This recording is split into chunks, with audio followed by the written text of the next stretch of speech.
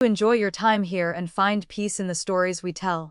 If you liked the story, don't forget to like, comment, and subscribe to support the channel. It has been half a day since my rebirth, yet my chest still throbs with a phantom dull ache. In my past life, the enemy soldiers tied me to the city wall, threatening General Victor Gu to withdraw his troops 1,000 miles. But Victor was a renowned general, his heart solely dedicated to warfare. How could he neglect the military situation for the sake of a woman? When I fell ill at the borderlands, he only ordered a midwife to care for me, and never once showed his face. When I was captured, naturally, he did not abandon the greater cause.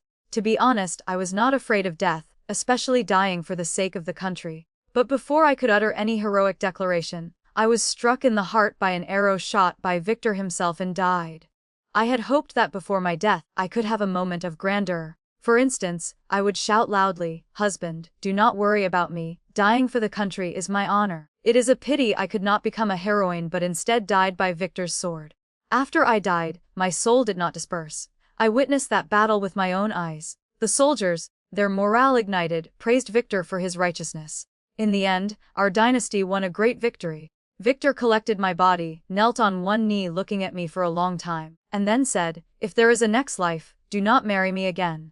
Victor was a good man and a good general, but he was not a good husband. My marriage to him was merely a political alliance between two families. Who would have thought I would actually live again for another lifetime? I was worrying about how to break the engagement. After all, the Chu family and the Gu family had already settled the betrothal. At this moment, my elder sister, Valerie Chu, practically ran up to me. Valerie and I were sisters of the same blood, but our personalities and health were completely different. Valerie had been healthy since childhood. She had a straightforward nature, loving military attire and detesting pink dresses. I, on the other hand, was sickly and frail, good at reading books, and fond of strategy. Valerie hurriedly grabbed my hand and said, "Evelyn, you are naturally weak and not suitable for a general's family. It would be better for me to marry into the Gu family in your place. I hate the inner court, while you are intelligent and calm, so you can certainly deal with the Meng family." I was stunned. Valerie was more direct than I expected. She continued, "Evelyn, let us swap marriage engagements." I was truly astonished and could not help but think deeply. Valerie spoke again, "Evelyn, listen to me. Perhaps I have also lived once before." Indeed, Valerie had also been reborn. We talked for a while and learned that in the previous life, not long after I died, she also died from anger and frustration within the inner court of the Meng family. The inner court of the Meng family was complex. Everyone had their own schemes. It was truly a miniature battlefield. I thought for a moment, if these two marriages were already set, the only way to save ourselves was to swap husbands. Valerie nodded and agreed that we could only swap engagements. Our parents only had 2 daughters and treated Valerie and me like treasures. Therefore, the family agreed to this arrangement. My father was the chancellor of the imperial court. When the Chu family proposed the marriage swap, the Meng family and the Gu family had no objections. Before marrying into the Meng family, Valerie briefly explained the situation of the Meng household to me, specifically mentioning Julian Meng's first love. She warned me, "Evelyn, remember that your biggest enemy is that fostered cousin living in their home. Her name is Luna Su. She is the one Julian truly loves. She is his cherished white moonlight." I smiled faintly. The white moonlight. Anyone who has read enough books would not believe that a man truly loves a woman more than himself. Moreover, what I wanted was not just a mediocre Julian, but the status of the Meng family. I wanted to become the most noble woman, just like my mother. Valerie and I exchanged all the important information. Then we each proceeded with our own weddings. Julian liked gentle girls. In the previous life, Valerie married him, but because of her tough personality and high martial arts skills, Julian considered her an alien. Every time she was teased by her sisters-in-law, Julian never helped.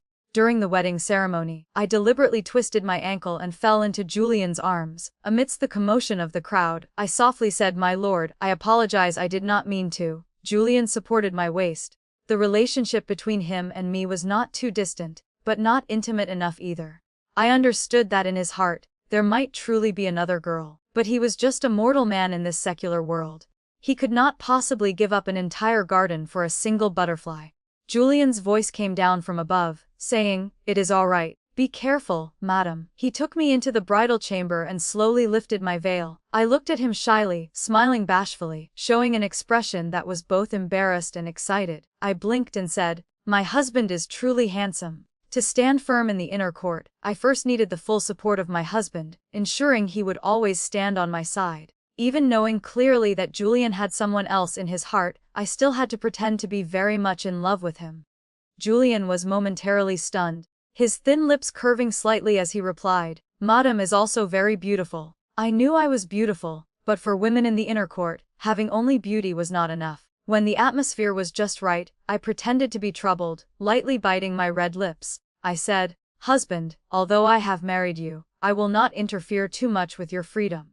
I heard that you and your cousin have been close since childhood, but because your social statuses did not match, you could not become a couple. I do not intend to ruin things for the two of you." I placed myself in a weak position because my father liked weak women. Furthermore, most men prefer what is not easily obtained. On the surface, I helped him and that other girl face no obstacles. Once she was easily obtained, she would no longer be precious. Sure enough, Julian was not only not angry but also revealed a bit of guilt. He asked if I had heard about his past. I nodded and said, "Sister Valerie knew you had a cherished love, so she married into the general's manor instead." I stopped talking there. Julian was indeed curious and asked, "Then why did you want to marry into this family?" I pursed my red lips, showing 5 parts difficulty and 5 parts disappointment. I said, "I like you. A year ago I read your poetry and was very moved. I did not expect that in this life I could meet a soulmate. Your poetry touched the bottom of my heart." Julian was a person who needed praise. He was arrogant and a bit conceited. Perhaps he was a scholar, but he lacked deep scheming. That was why that cousin easily captured his heart. Julian looked surprised and astonished, wanting to continue chatting with me, but I skillfully interrupted him. I urged him, "Husband, you should go comfort cousin Luna quickly. Today is our big wedding day, so she must be unhappy. Tonight, I do not require you to stay in the room. The wedding night does not need to be rushed." I wanted to wait until Julian became impatient himself. I thought that if the groom went to find his cousin on the wedding night, she would be criticized by the world tomorrow. I did not need to lift a finger. A look of surprise flashed in Julian's eyes. He became even more curious about me. He and Victor Gu were truly different. In my past life, although Victor shot me dead, in that situation, a quick death was the best way to preserve my dignity. Otherwise, it is hard to imagine what I would have endured at the hands of the enemy. Victor was a true hero. His heart contained the greater righteousness, but had no room for private affection. Victor was ruthless yet sentimental. Julian, on the other hand, was fickle, but his feelings were just petty loves. A man like him was very easy to deal with. In the past life, Valerie'd of grievance in the inner court because of her tough character. But I was different. I inherited my father's wisdom. My father loved the environment of power struggles, as if all his skills could be maximized there. I urged him again, "Husband, why are you still standing there? Go take care of your business. You really do not need to worry about me." I smiled lightly, but in the moment I lowered my eyes, I revealed a hint of helplessness and sadness. The expression was very skillful. This was enough to make Julian feel guilty. Most men are vulgar mortals who only wish for women to be heartbroken over them. They easily become confident, thinking that women deeply love them. Even though I had never met Julian's cousin, I was sure she used this method to keep his heart. Julian coughed lightly a few times and said, "Madam, rest assured, I will return tonight." I looked up, light flashing in my eyes as if seeing hope. I watched Julian leave. When he reached the corridor, he even turned his head to look at me once more. I laughed coldly in my heart. Valerie once said that in the previous life, on the wedding night, Julian did not return to the room, making Valerie the laughing stock of the Meng household. When everyone had withdrawn, the maid smiled and said, "Second miss, the young master's eyes looked at you so warmly. It seems the young master also has feelings for you. You do not need to pay attention to that cousin, miss." I leisurely ate my food. Because my stomach was weak in my past life, I suffered a lot from illness. In this life, I did not have to suffer hardships at the borderlands, so I needed to take care of myself. I smiled faintly. What was a mere cousin miss worth worrying about? According to Valerie, the complexity of the Meng household was because Julian's 2 older brothers were illegitimate sons of the head of the house. They both wanted to fight for power. However, Julian was the legitimate son and the future heir of the Meng family. Even so, Julian did not have the nature of a wolf and was easily led astray by his two brothers. Now that I was Julian's wife, the future mistress of the Meng family, the other sisters-in-law were all aiming for this position. Julian returned after an hour. He smelled of faint alcohol and cosmetic powder. It seemed he not only entertained guests but also met his cousin. I pretended not to know. I sat up from the bed, yawned, my eyes teary, and pointed to the mat on the floor. I said, "Husband, I have already prepared a place for you. You should rest early. Tomorrow we still have to serve tea." Valerie once said that in the previous life, Julian kept himself pure for his cousin, so he slept on the floor on the wedding night. Since that was the case, I would take the first step to help him fulfill his wish. I saw that Julian was clearly surprised, his eyes revealing disbelief. Under his astonished gaze, I acted as if I did not understand the situation. I asked, "What is wrong, husband? Did you meet cousin Luna? Did you comfort her?" As a woman, I understand her feelings very well. If the person I loved married someone else, I would also be in pain. I spoke softly, "Husband, our marriage was decided by our families and cannot be changed. When the time is right, you can take cousin Luna into the household as a concubine." Julian pressed his lips together, his Adam's apple bobbing a few times under the dim candlelight. His eyes looked straight at my shoulder. I pretended to be shy, quickly adjusting my clothes, but posed as if deliberately trying to hide a part of myself. I knew I was beautiful, and the beauty of a woman might not be useful against a hero, but it was very valuable against a vulgar man. Julian's expression at this moment said it all. I did this just to test him and understand his temperament better. I pulled the blanket to cover myself, revealing only half of my face. I said, "Husband, I have lost my composure. Let us rest early." After saying that, I turned my back to him. A while later, there was movement behind me. Julian reluctantly lay down on the mat. I smiled secretly. In the past life, he volunteered to sleep on the mat. But tonight, he was reluctant. The next morning, after I finished my makeup, I hesitated for a moment, and then took out a handkerchief, handing it to Julian. I said, "Husband, I have had someone stain this with chicken blood. You will not blame me, right?" I was worried that if the old madame knew we did not consummate the marriage, it would be disadvantageous for you. Julian frowned and looked at me, his eyes complex. I hurriedly explained, "Husband, if we husband and wife are not harmonious, people will think of cousin Luna. I am afraid it will cause more trouble. Your reputation and cousin Luna's reputation will also be affected." Julian held my shoulders. He was very tall, standing in front of me, almost looking down. Valerie said that Julian liked petite and weak girls, and I was a bit shorter than Valerie. That cousin was also a petite and lovely beauty. Julian smiled with satisfaction and said, "Madame truly knows how to think for me. Regarding my cousin, I will handle the relationship between the two of you later. Last night, I let Madame suffer a grievance." I smiled, half shy and half satisfied. I replied, "Husband, we are husband and wife. Speaking these words makes us seem like strangers. Being married to the person I admire, I do not feel aggrieved at all." When the midwife came to take the white cloth and saw the bloodstain on it, she smiled brightly. Before leaving the room, I carefully said to Julian, "Husband, my body is weak. Previously at home, I rarely went out. You will not be annoyed, right?" I humbled myself once again. Men usually pity weak beauties. More importantly, that cousin would soon frame me for harming her. But if I was just a frail beauty, how could I harm anyone? He reassured me, saying, "Madam, rest assured, I will find the best famous doctor to take care of you." I pursed my lips and smiled shyly. Julian held my hand as we went to the front courtyard to acknowledge the relatives and serve tea. That cousin Luna was also present. She looked at me with eyes full of expectation. Hidden within them was a deep sadness. One glance and I knew she did not sleep well last night. She stared blankly at Julian. He gently let go of my hand. I did not reveal any emotion, pretending not to see eye contact between Julian and Luna. I went to greet the old madam and the other ladies, taking the opportunity to get to know my two sisters-in-law, Richard's wife and Edward's wife. I roughly grasped the characters in the inner court. In my mind, I already had a clear picture of the layout of this place. After a round of polite greetings, I felt tired and went to the lakeside to rest. Luna came looking for me. She wore a white and pink dress, her hair in a bun with a butterfly hairpin, wearing light makeup. The scent of powder on her body was very familiar. Last night when Julian returned to the room, he also had this scent.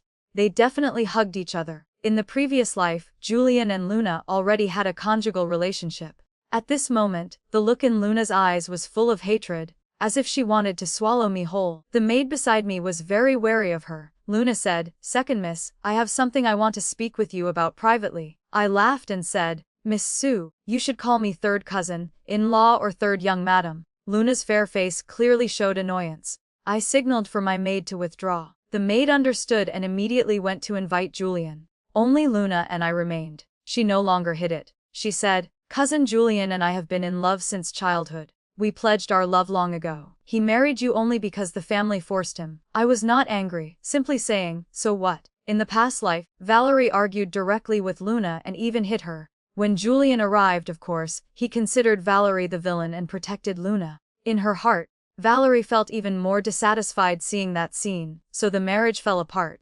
But I was different.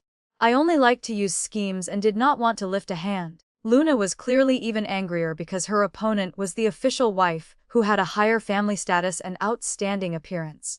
Her provocation was like punching cotton. Luna coldly said, "Cousin Julian told me that he does not love you at all. He will not share a room with you, and even more so, he does not want you to bear children for him." I widened my eyes, looking disbelieving, and immediately my eyes turned red. Luna did not know that Julian was standing behind her, just a few steps away. Immediately after, she jumped into the water, thrashing and screaming, "Help! The third cousin-in-law is killing people." According to the situation in the previous life, Julian always paid attention to Luna and would certainly jump in to save her immediately. Men and women should not touch, so if he pulled her out, there was no other way but to take her in as a concubine. Luna indeed calculated very carefully. If she really entered the household, I would not be bored because I could frequently battle wits with her. Unfortunately, Julian had witnessed everything. I stood there red-eyed and dazed, preparing to go down into the water to save her. Julian, quick as lightning, grabbed my waist. He asked, "Madam, what are you planning to do?" I was flustered and stammered, "Husband, saving people is important." Julian should have jumped into the water, but he hesitated. While Luna was still struggling, she cried out, "Cousin Julian, save me quickly. Luna cannot hold on much longer." Julian removed the shawl from my arm and threw it into the water, just reaching Luna's hand. He shouted, "Cousin, hold on tight. I will pull you up." Luna was surprised, but her life was important, so she grasped the shawl tightly and was pulled up. Just as Julian was about to call for a midwife, Luna threw herself into his arms, crying uncontrollably. Facing the person he loved, with her body soaking wet, Julian was naturally moved. However, right after that, Luna shifted the blame. She sobbed. Luna almost did not get to see cousin Julian again. It was cousin-in-law who pushed me into the water. She pushed me. The compassionate look on Julian's face instantly vanished, replaced by disgust and suspicion. Luna kept crying. I stood there confused, like a frightened little bird. Julian, who had just been hugging Luna to comfort her, now pushed her away. Luna cried out. Julian glanced at me, then turned to Luna. He said, "Your cousin-in-law did not push you. Do not speak nonsense." Just now, I saw it very clearly. Apologize to your third cousin-in-law immediately. On the surface, Julian and I stood on the same side. Luna was taken away by the maids. This matter reached the old madam's ears, and she was very displeased. She looked at her beloved grandson with angry eyes and scolded, "Julian, you have truly disappointed me. I always trusted you the most and had the highest expectations of you." It was rare for Julian to be scolded like this. His face looked very unsightly. People who read sage books like him feared being reprimanded by their elders the most. He said, "Grandmother, your grandson knows his mistake." I lifted my skirt and knelt down. I implored, "Grandmother, please do not blame my husband. He is also innocent in today's matter. He did not expect cousin Ike to act like that." "But grandmother, rest assured, your granddaughter-in-law will find an opportunity to advise her. The Meng family is a century-old clan, and my husband is the legitimate grandson who carries the heavy responsibility of the family. Everything should prioritize harmony. Only then can the family prosper forever." Matriarch Beatrice Meng was stunned for a moment, then smiled with satisfaction. She bestowed many more gifts upon me and said, "You are indeed worthy of being the daughter of Chancellor Chu. Sure enough, you are a person who understands reason. It seems this marriage is truly excellent." I smiled shyly but quickly showed a solemn expression. I said, "Grandmother, regarding cousin Luna's matter, please do not worry. I will definitely handle it well." The old madam nodded repeatedly, considering today's matter resolved. In the previous life, Valerie could not bear it and refused to endure. She could not stand the schemes in the inner court. She was treated coldly by Julian, and looked down upon by the old madame, living a very suppressed life. It is no wonder Valerie died of anger. Leaving the old madame's courtyard, I took the initiative to speak to Julian. I said, "Husband, I will go visit cousin Luna to explain things clearly so you do not have to worry." Julian held my hand again and said, "Madam, you do not need to bother with her. She has become spoiled because of her arrogance." I pretended to be surprised, but in my heart I laughed secretly. Listen to that. That is the true heart of a man. On the wedding night, he was still embracing Luna, saying words of love, yet, less than a day later, he had already begun to detest her. In the past life, Valerie failed in the inner court because she did not understand men's hearts. I held Julian's hand tightly and said, "Husband, I am your wife. I must ensure you have no worries so that you can wholeheartedly deal with the imperial court." I went to see Luna. She had caught a cold, her face pale and haggard. As soon as she saw me, her eyes immediately filled with hatred. She asked, "What are you doing here?" I smiled, looking at Luna like a small character in a painting.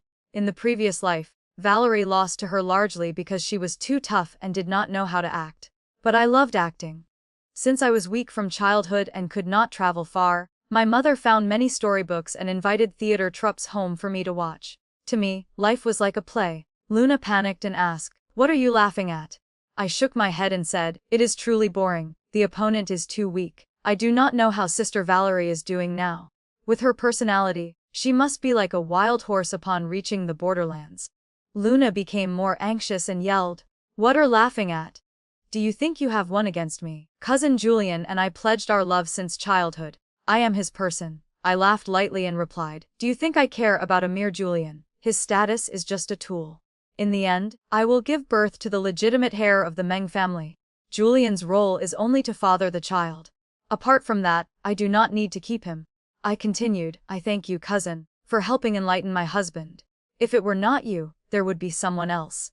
Luna thought she would make me angry, but in reality, I did not care about a man's purity. I always knew my goal clearly. Luna's eyes widened in anger as she stammered, You compare me to a chambermaid. I am the cousin miss of the Meng family." I remained calm and said, "You are just a relative from the second sister-in-law's maternal family. How can you be considered a cousin miss of the main house? I will speak to my husband to let him take you in as a concubine." Luna screamed, "Impossible. I will not be a concubine. I want to be the official wife." I laughed and said, "Truly foolish. My father is the current chancellor. Only I am worthy of being the official wife. How could the Meng family let you be the main wife?" I added, "I can help you plead for mercy, but it depends on whether my husband agrees to elevate you to a secondary wife or not. You also know that my husband is a man who values the bigger picture." Luna was stunned and asked, "You are that kind? Why, you surely have bad intentions. Otherwise, how can you have no emotions?" I smiled and said, "I have made you laugh, cousin. My body is weak, so getting emotional will harm my health. You should also take care of your health." Seeing Luna furious but unable to do anything, I left with satisfaction. In the afternoon, Julian returned and found me resting my chin on my hand, deep in thought. He gently asked, "Madam, what is wrong?" I pretended to suddenly wake up. Our eyes met, and I immediately looked away, appearing hesitant and troubled. Julian worriedly asked, "Madam, what exactly is the matter? Have you met my cousin? Have you comforted her? After all, it is a childhood affection." Julian still had feelings for Luna, but this affection was based only on male-female attraction and would not last long. I sighed softly and said, "Husband, I originally intended to help you take a concubine first, but cousin Luna did not agree. She wants to be a secondary wife and even said she is already yours. I really do not know what to do." When I said this, Julian looked very embarrassed. He was a prominent figure among the nobility, praised since childhood as a gentleman. He did not have many flirtatious women or intimate maids around him. He only had one white moonlight from his childhood. He always demanded of himself the virtues of a gentleman. Although not overly clever, he absolutely did not consider himself a hypocrite. Therefore, hearing his wife say this made him very awkward. More importantly, I did not blame him or get jealous, but only showed understanding. This made him misunderstand even more, feeling like a child who had made a mistake.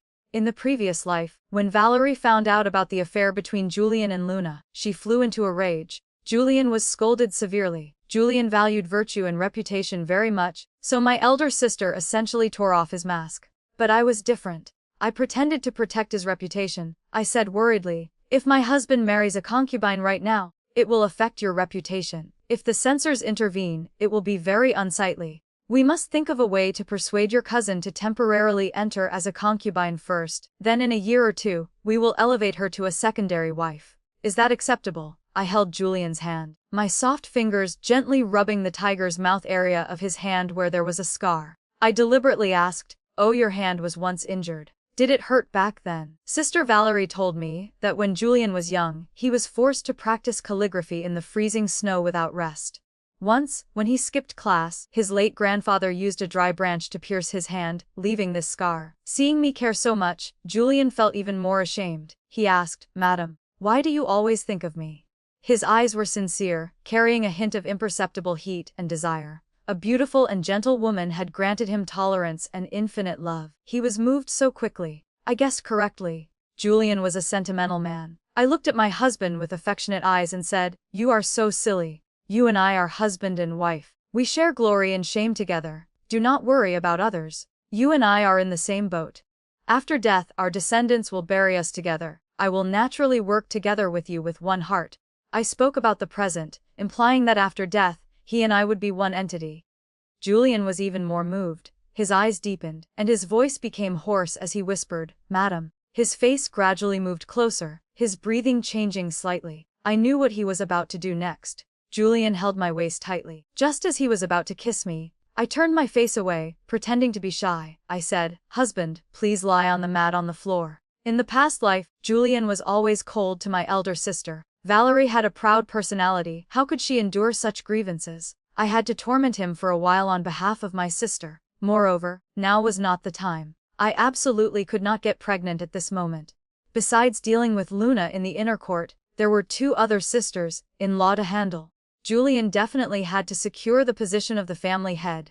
Only then could I become the true matriarch of the Meng family, with a high house and wide doors. That night, Julian stayed in the room quietly for a long time.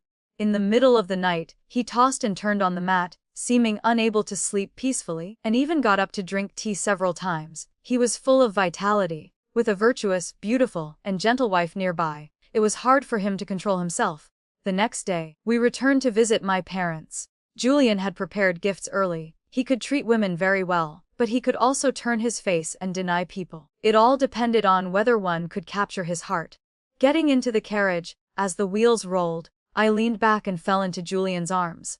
He naturally embraced me. I blushed looking at him and said, "Husband, please forgive me. My body is truly weak." Julian smiled gently and replied, "It is all right." He seemed to enjoy hugging me very much. For a long journey, he was reluctant to let go. I pretended to be shy and embarrassed. Julian also became aroused. The atmosphere in the carriage immediately became ambiguous. It could be seen that even if a man had a white moonlight in his heart, it did not prevent him from loving another woman. The stories in books were all true. I had just experienced it with my own eyes. Arriving at my home, I smiled radiantly and pretended to unintentionally say, "Mother, my husband treats me very well." This sentence was deliberately spoken for Julian to hear, placing him in the position of a good husband first. He would naturally fulfill the duties of a good husband. He was respectful to my parents, his attitude very good. During the banquet, he even worried that I would get drunk on plum wine, reminding me several times. He truly appeared extremely loving. At noon, while I was having fun in my old bedroom at the manor, my mother handed me a letter sent by my elder sister. On the second day, after Valerie's wedding, she had followed Victor to the borderlands. In the letter, she said that on their wedding night, she had conquered Victor. I could not help but chuckle. Victor was like a hard rock. In the previous life, because my body was weak, he was afraid of hurting me, so he stopped halfway. Thinking of my elder sister and him, they were truly a matching pair. Actually, I did not hate Victor for the arrow in the previous life. In that situation, if it were me, I would not have hesitated to shoot that arrow either.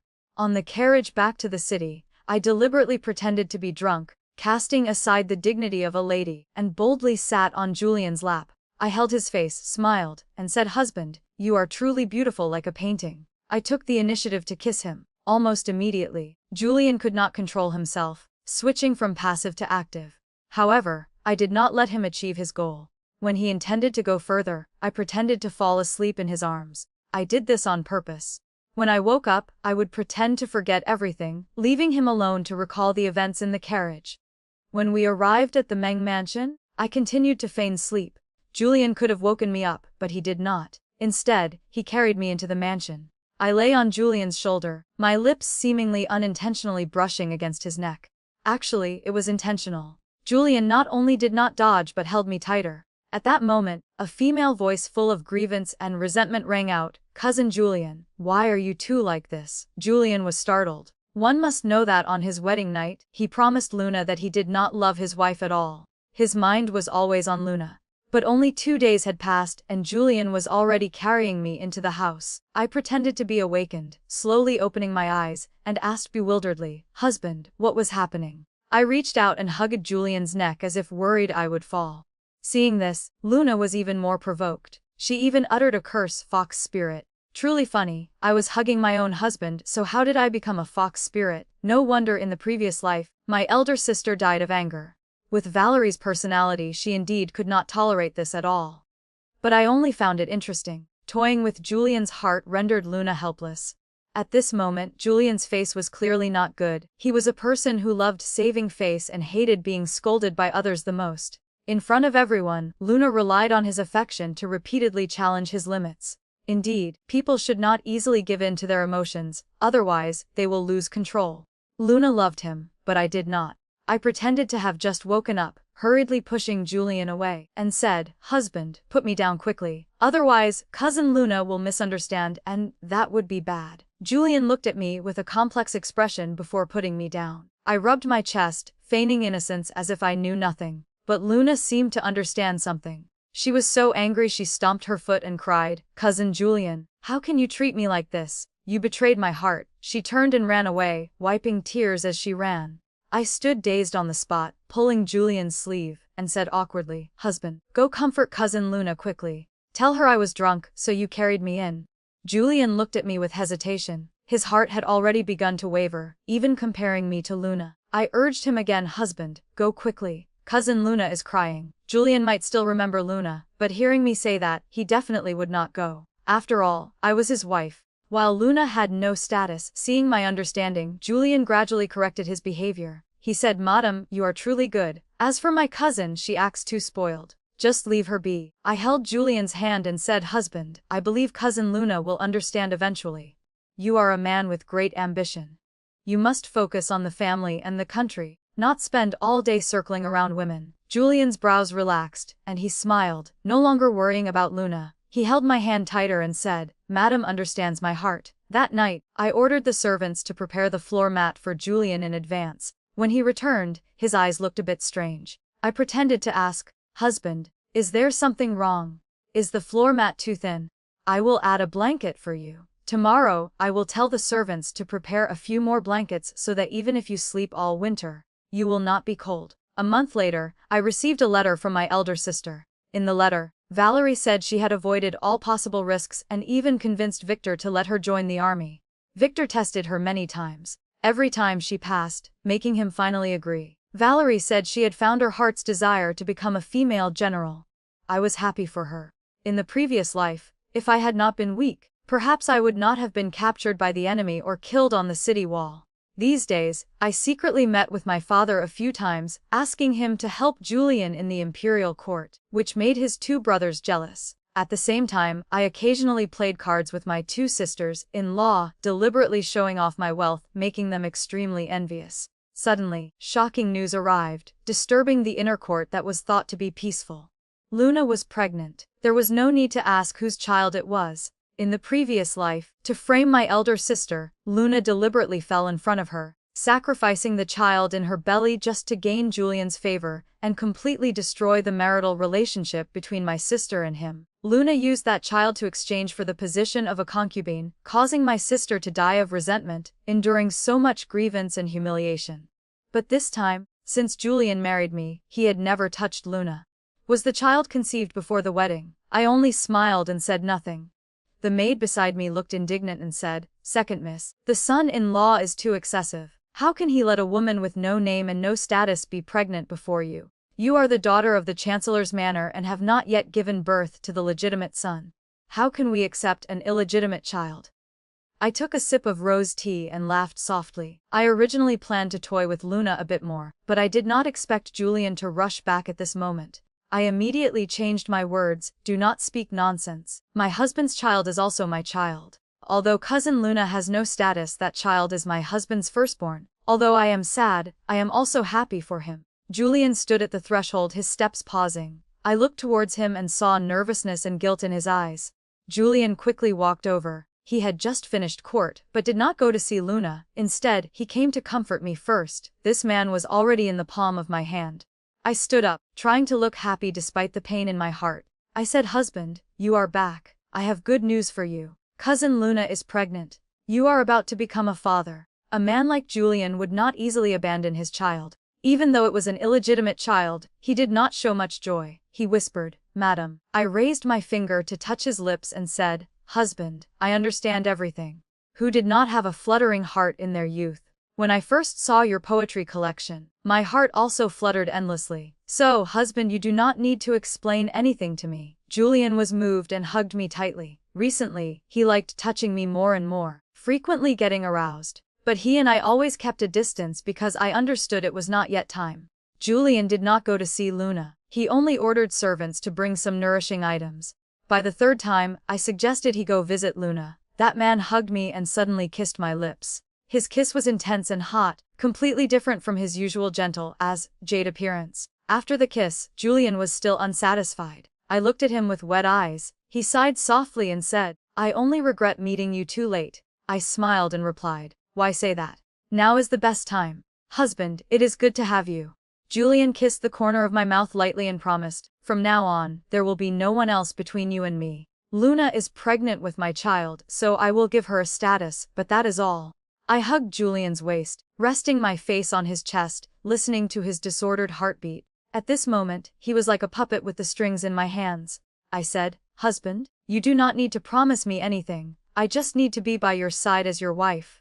Seeing you every day makes my heart happy. If you are good, I will be at peace." Julian hugged me tightly, burying his head in my neck, taking deep breaths a few times. I could feel that wanted to carve me into his bones. The next day, I had a terrible headache. Julian was extremely worried and wanted to personally take me to see a famous doctor. Although the famous doctor lived deep in the mountains and forests. However, the carriage had only traveled halfway when a servant from the Meng mansion chased after us, calling out, "Third young master, it is bad.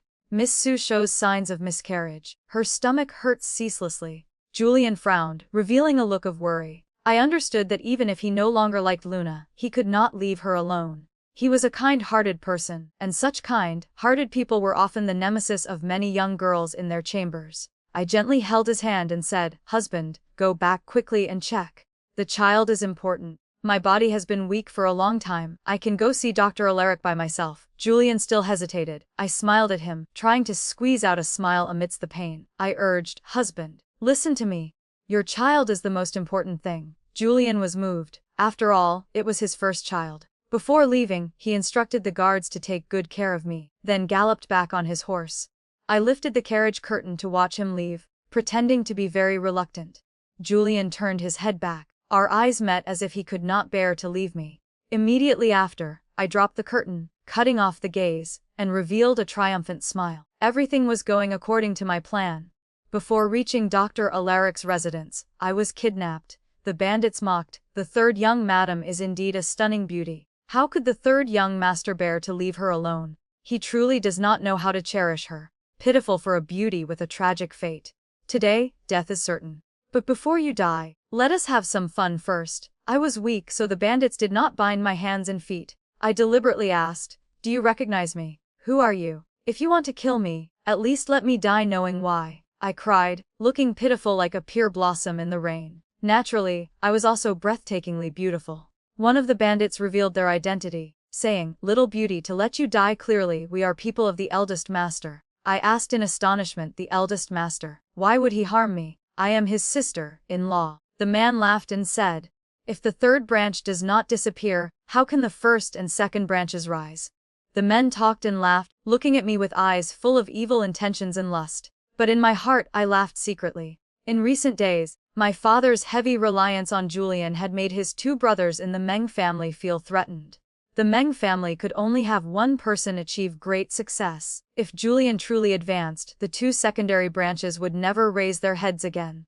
Additionally, I had told my two sisters-in-law many times how much I was favored and how much my father cared about my life and death. If something happened to me, my father would not forgive Julian. Just the fact that I died, and the Chancellor's manor stopped supporting Julian, because he abandoned his wife for Luna, was enough reason for them not to forgive him. I grasped everyone's psychology very accurately to reach this step. In the previous life, Julian had soft ears and believed the words of those two ambitious brothers, disregarding my elder sister's warnings. Sometimes, people truly have to hear with their own ears and see with their own eyes to truly feel it. I had ordered someone to secretly drug Luna to fake a pregnancy, forcing her to fight for favor. No matter how much Julian hated her, he could not ignore the child. He was that kind of person. Looking like a gentleman on the outside, acting like a gentleman, but seemingly unable to treat anyone properly. However, my people were prepared. When the time was ripe, they would inform Julian that I had been kidnapped. He would not only discover that Luna faked her pregnancy to fight for favor, but would also risk his life to save me. The key to this plan was timing. Every moment had to be precise. Even if there was a deviation, I still had a final strategy. My father was not far away. My family's guards were ready. If Julian did not arrive in time, my father's people would save me first. The worst result of this plan was that I would return safely, while Luna would lose all favor. For me, this was a winning gamble. Julian was a smart man. Along the road he would see many clues I deliberately left behind, like a handkerchief or dropped earrings. Julian hurriedly led his men to arrive. He heard everything with his own ears, knowing that his two brothers wanted to kill his wife and frame him. They wanted to use the crime of killing the wife for a concubine to make the Chancellor's manor destroy him. Until the final moment of the game, I did not stop acting. The man looked at me with lustful eyes. He took off his outer robe and rushed towards me. I screamed, "I live as my husband's person and die as my husband's ghost. Do not touch me. I will bite my tongue and kill myself." Just then, Julian rushed in, shouting, "Let her go." The guards surrounded the bandits. Julian killed two of them with his own hands. His whole body trembled, his face pale, his eyes full of resentment. At that moment, his belief in brotherhood completely collapsed. The two brothers he respected wanted to kill his wife and ruin him. He rushed over and hugged me tightly. I leaned my head against his chest as if unable to suppress the pain, and burst into tears. I cried, "Husband, you are so pitiful. It turns out both older brothers wanted to harm you. I will definitely ask father to protect you in the court." "Husband, will the two brothers secretly harm you? What should we do?" Then I suddenly remembered and asked, "Right, is cousin Luna okay? Is the baby safe?" My words were all about caring for Julian, disregarding my own status. Julian held my head against his chest, tightening his grip as if holding a lost and found treasure. He said, "Madam, I am here. You do not have to be afraid." This was the first time he called me by my name in such an emotional way. Emotions born in times of danger often etch deepest into the mind, creating an illusion of true love. I fainted in Julian's arms. He carried me onto the carriage, gently kissing my forehead. In the carriage, he continuously kissed my cheek lightly, his movements gentle, not daring to offend, as if cherishing a fragile porcelain doll. Julian whispered, "Madam, I am sorry." I pretended to sleep but smiled secretly in my heart. Good, this time I won again. For my reputation, Julian did not reveal that I was kidnapped. However, he had the bodies of those bandits sent to the main house as a show of force and a declaration of severing ties with his brothers. In the past life, my elder sister was so angry she vomited blood but could not convince Julian to realize the truth. But now, he hates his brothers. I was taken back to my room. Julian stayed by my side constantly. Luna came to explain herself, but Julian did not want to see her. She stood outside the door calling loudly, "Cousin Julian, I do not know why the pregnancy was false. I did not mean to deceive you. Come out and meet me." Julian was worried Luna would disturb me. He stepped out of the room. Since he no longer had the same affection for Luna as before, he was more rational when facing her. He said, "You are a cousin from the second sister-in-law's maternal side, not my biological cousin." Luna did not understand and asked, "Cousin Julian, what do you mean by that?" Julian seemed to have seen through everything. He saw through both his brothers and Luna, no longer trusting her. He said, "You faked pregnancy to fight for favor. Today, you deliberately feigned stomach pain to lead me away, putting my wife in danger. Luna, you are truly vicious." Julian was certain of his deduction. He continued, "My wife is physically weak and pure of heart, yet you wanted to harm her. I misjudged you. I will arrange a marriage for you, but I can no longer accept you. You should go." Luna was completely shocked, trying to hold on to Julian, but he pushed her away. He no longer saved face for her. He asked, "Luna, were you truly instigated by the second sister-in-law? Did you approach me from the beginning with a purpose?" Luna looked at him in astonishment.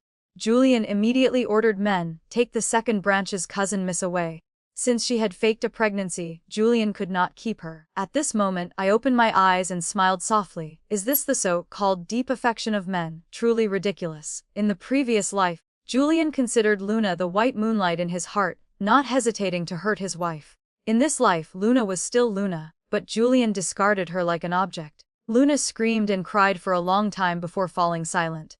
Julian entered the room. I was already leaning against the soft pillows, my face full of confusion. Julian seemed to think he was very smart. He analyzed it clearly, saying it was all a conspiracy by the first and second branches. Even Luna was planted by the second sister-in-law as a spy. In this world, only you are the best to me, and only you truly love me. I cried convincingly, saying, "Fortunately, my husband saw through their schemes early. Also fortunately, my husband is fine this time." "But husband, is it good for us to fight with your two brothers like this? Harmony brings prosperity to the family." Julian gently kissed my hair and said, "Silly girl, you always think about family harmony, but others only want to replace the third branch. Madam, you are too simple and too kind. I must protect you well." I shrank into his embrace and hummed. Julian lifted my chin. My face was flushed, my eyes dreamily looking at him. He lowered his head to kiss me, almost losing control. I gasped, lying on his chest. Julian seemed very satisfied, stroking me while tucking the hair behind my ear.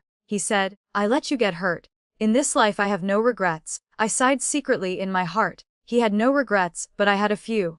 This inner court had nothing left to worry about. I wondered how my elder sister was doing. Julian spent a lot of effort to invite Dr. Alaric to the mansion to treat me. He asked, "Doctor, how is my wife's health? When will she recover?" "No matter how much expensive medicine it takes, as long as my wife is healthy, I, Julian Meng, will spare nothing." Dr. Alaric took my pulse and said that I was weak and could not get angry. The doctor also advised, the madam should only give birth after reaching 20 years old. I was only 17, meaning it would be safe to have children 3 years later. I thought Julian would be anxious to have a son. Who knew he would smile and say, "That is good, as long as the madam is fine. It does not matter if we have children a bit late." He held my hand, seeming very satisfied with the diagnosis result. He said, "Husband was scared of you. I thought your body had a serious problem." He hesitated, but I understood his meaning. Clearly, he had fallen completely in love with me. My father knew about my situation at the Meng mansion and was very satisfied. He did his best to help Julian, making him a confidant of the crown prince. Julian's two half-brothers were tightly suppressed. Luna was married off to a merchant named Su and dared not object. On the day Luna left the Meng mansion, I went to see her. Her eyes were red. Not having seen her for a few days, she had become much thinner, no longer as beautiful as before. She was originally just a poor miss with no noble background and no outstanding beauty. I thought that in the previous life, she won against my elder sister simply because she captured Julian's heart. Once a human heart is captured, it is like a tiger gaining wings. Luna angrily cursed me, saying, "Are you here to mock me? You won, so you must be very smug in your heart." I smiled softly and shook my head, replying, "No, I never considered you an opponent."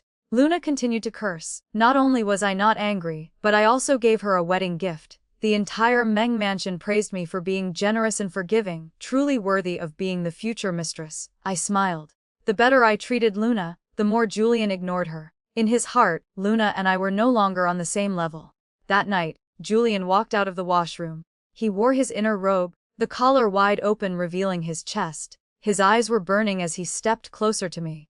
I pretended to be afraid, retreating until I had nowhere to go, pinned against the bedpost. I blinked, placing my hand on his chest, and stammered, "Husband, what is wrong?" Julian looked like a drunk man, but in fact, he hadn't drunk anything. He was just too emotional. Seeing me afraid, he was even more delighted. He whispered, "Madam, you and I have been married for so long. Why do you still make me sleep on the floor?" "My madam cannot be so cruel, right?" I pretended to be surprised and asked, "Not sleeping on the floor. Then where will you sleep?" Julian suddenly hugged my waist, lifting me up. Immediately after, we both fell onto the soft bed. Julian was very patient, but within that patience lay urgency. He asked, "Can husband sleep on the bed?" I nodded dreamily. Julian laughed out loud, one hand already touching my silk skirt. My face flushed red, and I turned away, but Julian held my lips. He kept calling my name, saying, "Madam!" Lovingly. In the shimmering light of the bed curtains, I vaguely heard him say, "Madam, do not worry.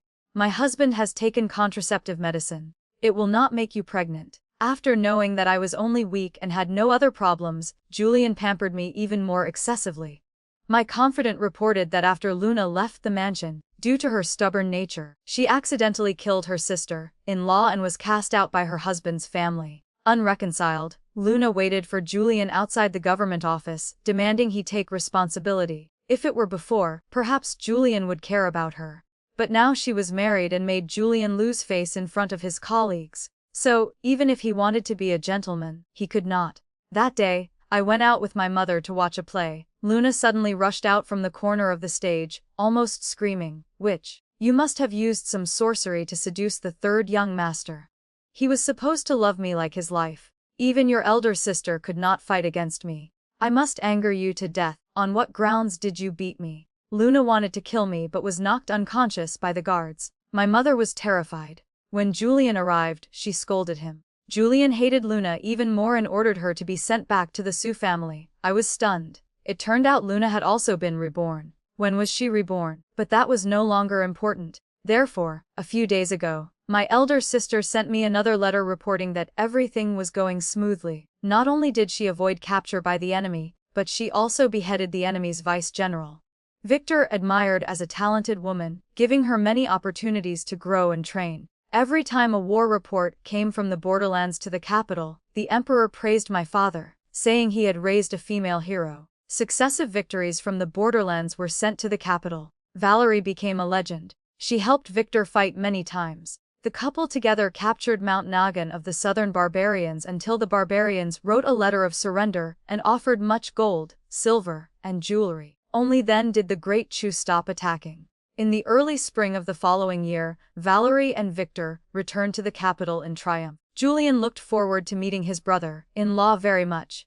He ceased praising my elder sister, saying, "Madam, your elder sister is no less than a man. I heard she won many battles. Father-in-law is indeed worthy of being the current chancellor. The daughters he raised are all talented people. Your elder sister pursues martial arts and is a heroine of Great Chu. And you, madam, are a gift from heaven to me." I smiled gently, leaning into Julian's embrace. Perhaps he would never know that the heroine he respected now was the wife he despised the most in the previous life.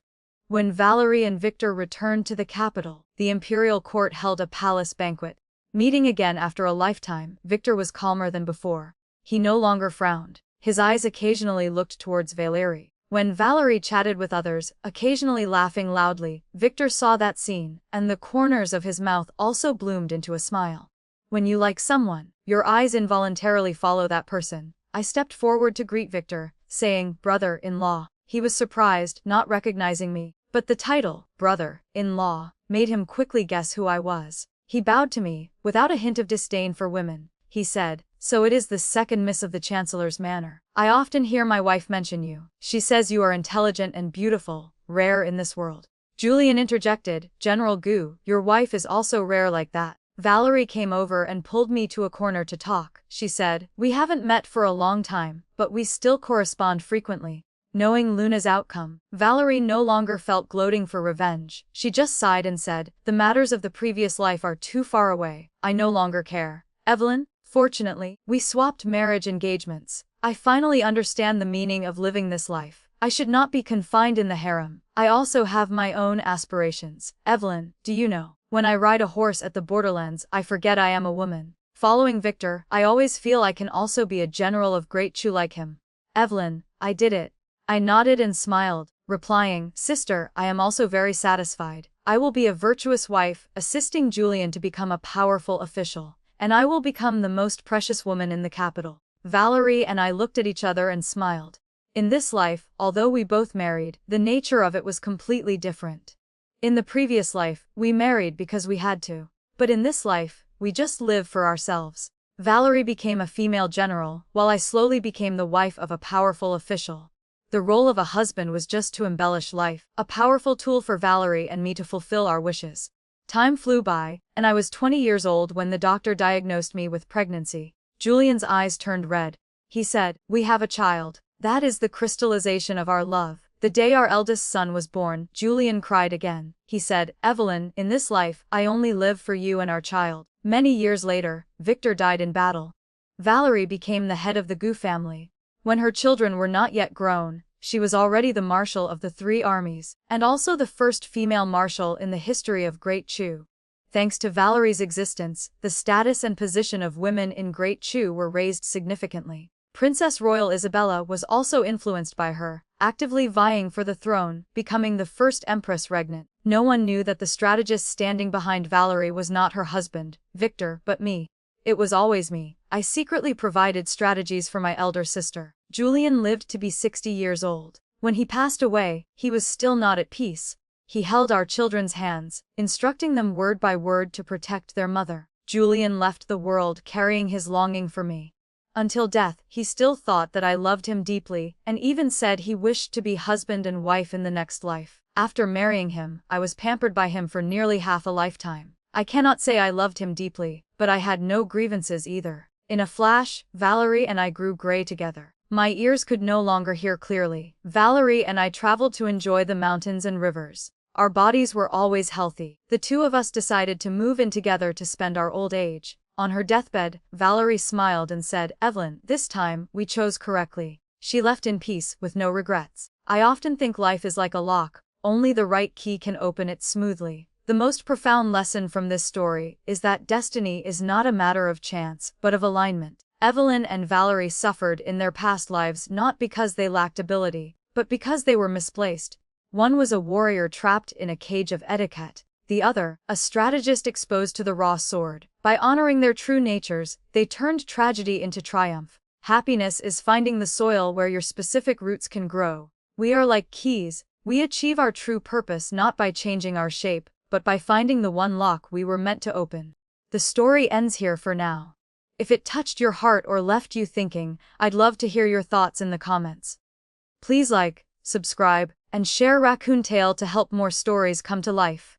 See you in the next tale.